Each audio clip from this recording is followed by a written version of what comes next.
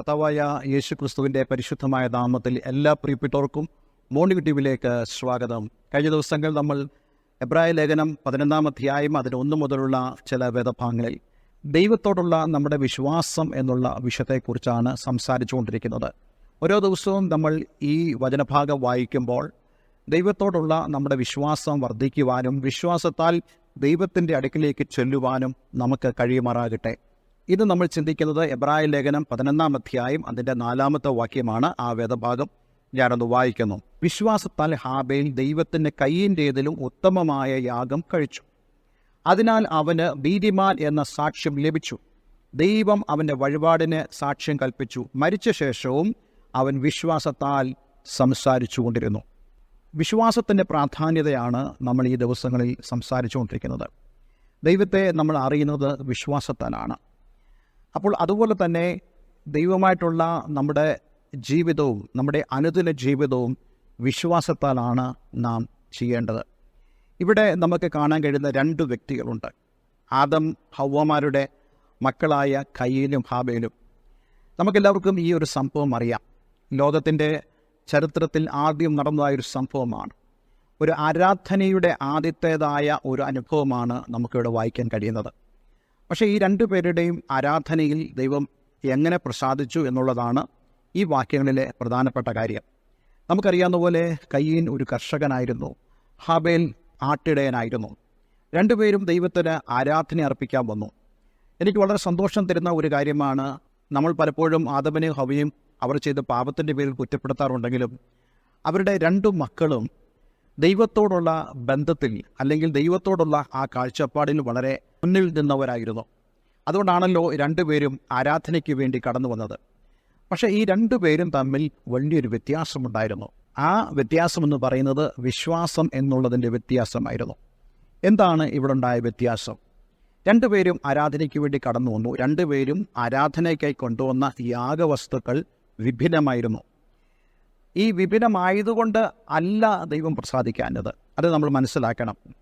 നമുക്കറിയാവുന്ന പോലെ കയീൻ തൻ്റെ കാർഷിക വിളകളിൽ നിന്നും യാഗം കൊണ്ടുവന്നു. പലരും പഠിപ്പിക്കാറുണ്ട്, കയീൻ അങ്ങനെ കൊണ്ടുവന്നതുകൊണ്ടാണ് ദൈവം അവനിൽ പ്രസാദിക്കാഞ്ഞത്, ദൈവത്തിന് ഇഷ്ടം മാംസമാണ് എന്നൊക്കെ ആളുകൾ ചിന്തിക്കാറുണ്ട്. പക്ഷേ അങ്ങനെയല്ല. പിന്നീട് ഇസ്രായേലിന് ദൈവം പ്രമാണം കൊടുക്കുമ്പോൾ ആദ്യ ഫലം, അതായത് കാർഷിക വിളകളുടെ ആദ്യ ഫലം കൊണ്ടുവന്നുള്ള യാഗത്തെക്കുറിച്ച് പറയുന്നുണ്ട്. അതുകൊണ്ട് തന്നെ ദൈവം ഈ യാഗവസ്തുവിൽ പ്രസാദിക്കാതിരിക്കുന്നില്ല. എന്നാൽ ദൈവം എന്താണ് നോക്കുന്നത്? ഇവർ അർപ്പിക്കുന്ന യാഗവസ്തുക്കളെയല്ല വാസ്തവത്തിൽ ദൈവം നോക്കുന്നത്. നാം ഓരോരുത്തരും മനസ്സിലാക്കേണ്ട ഒരു കാര്യമുണ്ട്. നാം ദൈവത്തിൻ്റെ സന്നിധിയിൽ കടന്നു വരുമ്പോൾ നമ്മൾ കാണിക്കുന്ന ആ ഭക്തിയുടെ ശരീരഭാഷയല്ല ദൈവം നോക്കുന്നത്. നമ്മൾ മുഴക്കുന്നതായ ശബ്ദത്തിൻ്റെ ആ മാധുര്യതയല്ല ദൈവം നോക്കുന്നത്. നമ്മൾ ആരാധനാലയങ്ങൾ ഉപയോഗിക്കുന്ന ഇൻസ്ട്രുമെൻസുകളുടെ ആ താളമോ അതൊന്നുമല്ല ദൈവം നോക്കുന്നത്. ആരാധനയിൽ ദൈവം നോക്കുന്നത് ഹൃദയങ്ങളെയാണ്. ഇതുപോലെ തന്നെ നമുക്ക് ശമൂവേൽ പ്രവാചകൻ ഇശായിയുടെ ഭവനത്തിൽ ഇസ്രായേലിൻ്റെ അടുത്ത രാജാവിനെ അഭിഷേകം ചെയ്യാൻ വേണ്ടി പോകുമ്പോൾ ദൈവം പറയുന്നുണ്ട്, അവരുടെ ശരീരം നോക്കരുത്, അവരുടെ ഭംഗി നോക്കരുത്, ഇതൊന്നും നോക്കരുത്. കാരണം യഹോവ ഹൃദയങ്ങളെ പരിശോധിക്കുന്നു. ദൈവം ഹൃദയങ്ങളെ പരിശോധിക്കുന്നവനാണ്. കയീനും ഹാബേലും 2 പേരും യാഗത്തിന് കടന്നു വരുന്നു. നമ്മൾ ആ യാഗരംഗത്തുണ്ടായിരുന്നെങ്കിൽ ഞാനിങ്ങനെ ചിന്തിക്കാറുണ്ട്, ഹാബേലിൻ്റെ ആ യാഗപീഠത്തിനരികിൽ ഞാൻ നിൽക്കില്ല. കാരണം ഈ മാംസം വേകുന്നതായ മണം എന്ന് പറയുന്നത് നമുക്ക് സഹിക്കാൻ കഴിയത്തില്ല. അതേസമയം കയീൻ്റെ യാഗപീഠത്തിലേക്ക് ചെന്നാൽ നമുക്ക് കൺകുളിരെ കാണാവുന്ന ആ മനോഹരമായ ആ കാർഷിക വിളകളുണ്ട്, അതിൻ്റെ ഭംഗിയുണ്ട്, ഒരുപക്ഷെ അതിൻ്റെ സുഗന്ധമുണ്ട്. എന്നാൽ ദൈവം ഇതൊന്നുമല്ല നോക്കുന്നത്. ഹാബേലും കയീനും യാഗവസ്തുക്കൾ കൊണ്ടുവച്ചെങ്കിലും ദൈവം നോക്കുന്ന അവരുടെ ഹൃദയത്തെയായിരുന്നു. ആരാധനയ്ക്ക് ശേഷം ദൈവപ്രസാദം ലഭിച്ചില്ല എന്ന് കയീന് മനസ്സിലായി.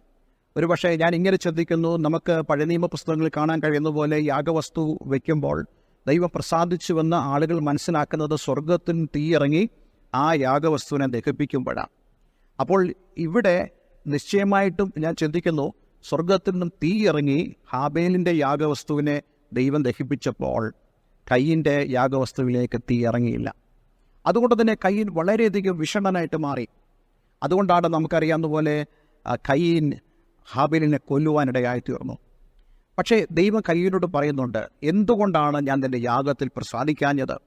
ദൈവം പറയുന്നു, നിൻ്റെ ഹൃദയം പാപത്താൽ നിറഞ്ഞിരിക്കുന്നു, നിൻ്റെ വാതിൽക്കൽ പാപം നിനക്കായി കാവൽ കിടക്കുന്നു, നിൻ്റെ വഴികൾ ദോഷമുള്ളതാണ്, അതുകൊണ്ടാണ് ഞാൻ നിൻ്റെ യാഗത്തിൽ പ്രസാദിക്കാഞ്ഞത്. പക്ഷേ ഹാബേലോ ദൈവത്തെ വിശ്വാസത്താൽ കണ്ടു. ദൈവത്തെ വിശ്വാസത്താൽ അവൻ കണ്ടതുകൊണ്ട് അവൻ്റെ പ്രവൃത്തികൾ ദൈവം മുമ്പാകെ പെർഫെക്റ്റായിട്ട് മാറി. അവൻ അർപ്പിച്ചതായി യാഗം ദൈവത്തിന് മുമ്പാകെ പെർഫെക്റ്റായിട്ട് മാറി. പക്ഷേ കയീൻ, അവൻ എത്ര മനോഹരമായ ആ കാർഷിക വിളകൾ കൊണ്ടുവച്ചിട്ടും ദൈവം അവനിൽ പ്രസാദിക്കാഞ്ഞത് അവൻ്റെ വിശ്വാസമില്ലായ്മയാണ്. ദൈവത്തെ വിശ്വാസമുണ്ടായിരുന്നെങ്കിൽ അവൻ ദൈവത്തോടുള്ള ആ സ്നേഹത്തിൽ, ദൈവത്തോടുള്ള ബഹുമാനത്തിൽ അവൻ്റെ ജീവിതത്തെ ക്രമീകരിച്ചേനെ. അവൻ്റെ ജീവിതം ദൈവത്തിന് മുമ്പാകെ റൈറ്റ് ആയിരുന്നെങ്കിൽ അവൻ്റെ യാഗവും റൈറ്റ് ആയേനെ.